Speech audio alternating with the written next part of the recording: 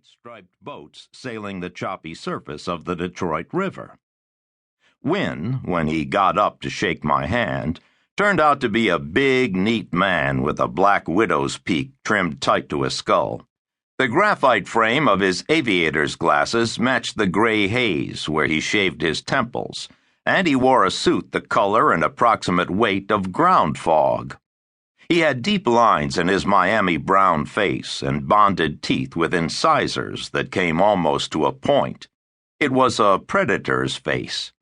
He was an investment banker, and whatever that was, he seemed all of a piece with the way he kept up his payments on the Porsche.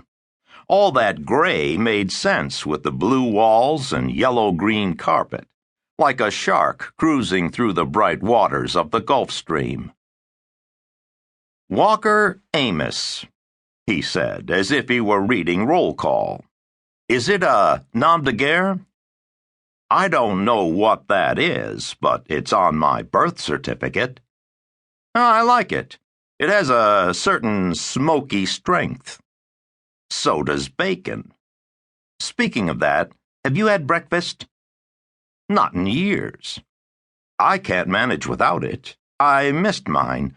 Would you mind if we took this to the executive dining room? My treat, of course." So I rode the elevator again, 2 more floors, directly into a gray-shaded room that took up the entire length and breadth of the building.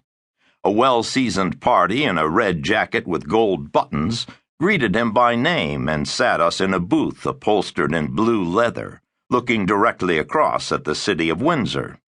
It was late for breakfast, but too early for brunch. We had the place to ourselves, along with the waitstaff and 4 men in their 20s seated at a far table in their shirt sleeves and suspenders.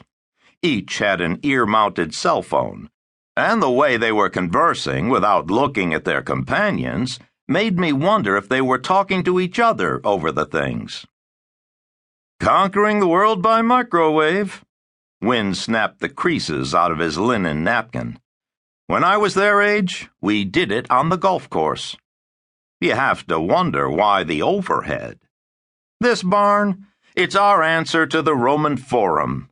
Those senators and philosophers didn't need those Ionic columns to talk about taxes and whether animals have souls. It's all set decoration."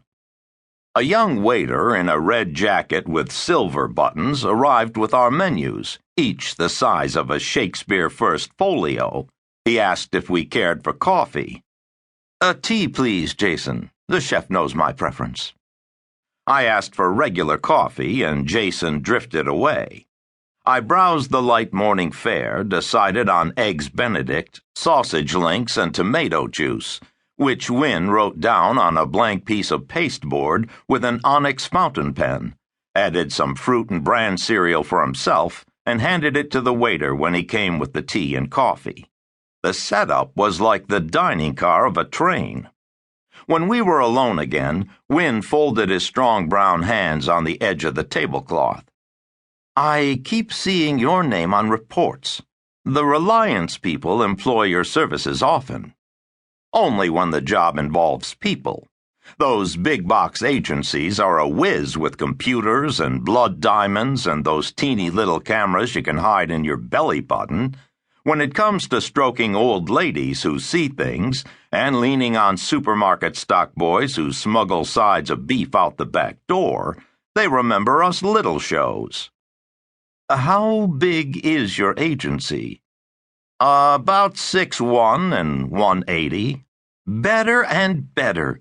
It means you're in a good position to keep secrets." "Honest, too. Eventually." I lied about my weight. "The humor I can take or let alone." He refolded his hands the other way. On one he wore a gold wedding band with a respectable diamond, matched closely to the watch on that wrist, heavy with a diver's dial. The shark resemblance increased by the minute. "I don't like going behind Reliance's back like this. Ernest Krell is an old friend, emphasis on old, and like many men who should have retired long ago, he's sensitive about what he perceives as disloyalty among his shrinking circle."